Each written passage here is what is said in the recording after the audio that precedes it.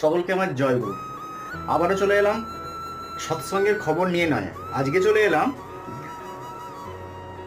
শ্রী শ্রী আচার্যদেবের ৫৭তম জন্মদিন উপলক্ষে দেবঘরে যে একটা সাজো সাজো রথ তৈরি হয়েছে, আজকে তারই কিছু নিদর্শন বা তার কিছু ছবি দেবঘর যে স্বর্গ আচার্যদেবের জন্মদিনে যে সুন্দর সাজসজ্জায় সাজিয়েছিলেন, সেই সাজে কি সুন্দর দেবঘরটা লাগছে, সেই ছবিগুলো আপনাদের মাঝে গানের মাধ্যমে তুলে ধরার চেষ্টা করব।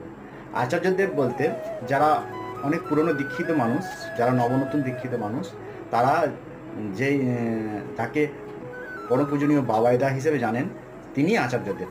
এবং তারই জন্মদিনে দেবঘর পরমধাম তীর্থধাম যেভাবে সেজে উঠেছিলেন, তারই কিছু ছবি আপনাদের এই ভিডিওর মাধ্যমে তুলে ধরার চেষ্টা করব।